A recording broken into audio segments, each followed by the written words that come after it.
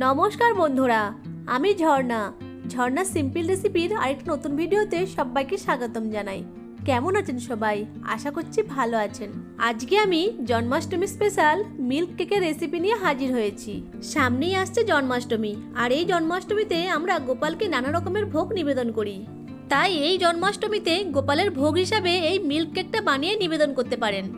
এই কেকটা বানানোর জন্য লিকুইড দুধের কোনো প্রয়োজন নেই, ঘরে থাকা পাউডার দুধ দিয়েই এই কেকটা বানিয়ে নিতে পারবেন। আর এই কেকটা খেতেও খুবই মজার হয়। চলুন তাহলে রেসিপিটা শুরু করি। দারুণ স্বাদের এই মিল্ক কেকটা বানানোর জন্য গ্যাসের ফ্লেম অন করে একটা কড়াই বসিয়ে তাতে 1 চামচ ঘি দিয়ে দেব। এখন ঘিটাকে কড়াইয়ের চারপাশে এইভাবে ছড়িয়ে দেব, যাতে করে মিশ্রণটা নিচে লেগে না যায়।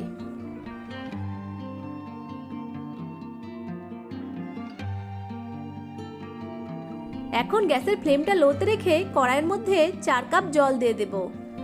আপনারা যে কোনো বাটি বা কাপ মেপে জলটা দিতে পারেন, তবে যে পরিমাণ জল নেবেন তার অর্ধেক গুঁড়ো দুধ নিতে হবে। জলটা হালকা গরম হয়ে এলে এর মধ্যে 2 কাপ গুঁড়ো দুধ দিয়ে দেব।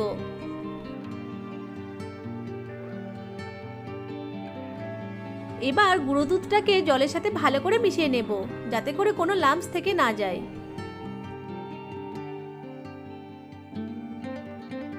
দুধের গুঁড়োটাকে জলের সাথে ভালো করে মিশিয়ে নিয়েছি।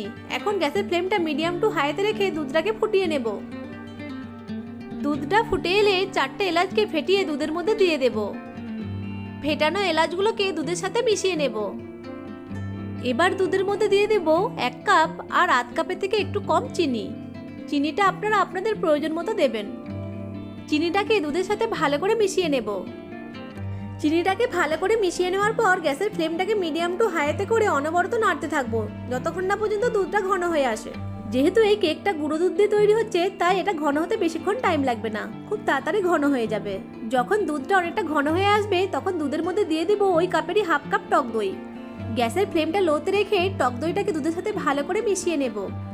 টক দইটা দেওয়ার ফলে মিশ্রণটা দানা দানা হবে, এতে করে মিল্ক কেকটা দেখতে সুন্দর লাগবে। টক দইটাকে দুধের সাথে ভালো করে মিশিয়ে নিচ্ছি।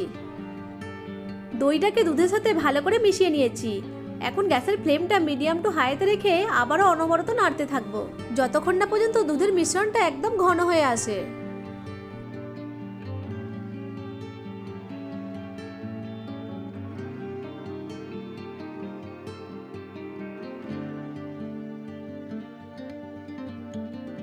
দুধের মিশ্রণটা ঘন হয়ে এসেছে।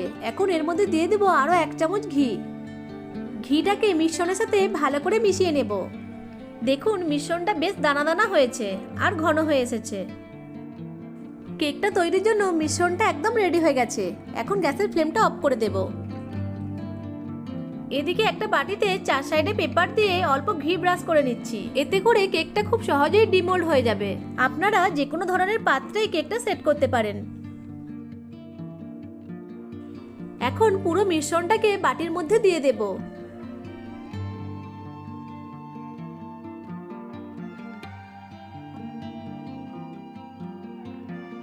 পুরো মিশ্রণটাকে বাটির মধ্যে দিয়ে এভাবে একটু প্রেস করে সমান করে দেব।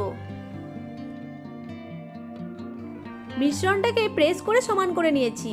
এখন ঢাকনা দিয়ে রুম টেম্পারেচারে 1 ঘন্টা রেখে তারপর ফ্রিজে 1 ঘন্টা রেখে ঠান্ডা করে নেব। ফ্রিজে আধ ঘন্টা রাখার পর আমি কেকটাকে বের করে নিয়ে এসেছি। এখন আমি কেকটাকে ডিমোল্ড করে নেব। যেহেতু নিচে পেপার দেওয়া আছে, তাই পেপার ধরে টান দিলেই কেকটা বেরিয়ে আসবে। এবার পেপারগুলোকে খুলে নেব।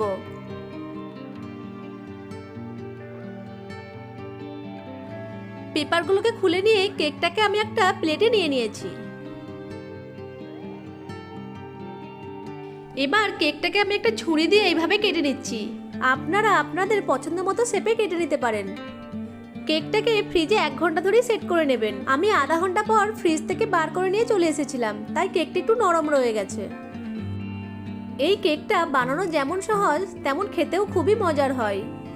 আর এই কেকটা বানাতে খুব বেশিক্ষণ টাইমও লাগে না। আশা করছি আজকের রেসিপিটা আপনাদের কাছে ভালো লেগেছে।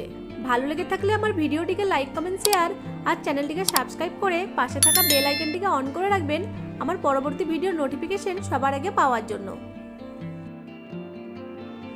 চলুন কেকটাকে একটু ভেঙে দেখাই। দেখুন কেকটা ভেতর থেকে কতটা পারফেক্ট হয়েছে। ভিডিওটা প্রথম থেকে শেষ পর্যন্ত দেখার জন্য আপনাদেরকে অসংখ্য ধন্যবাদ।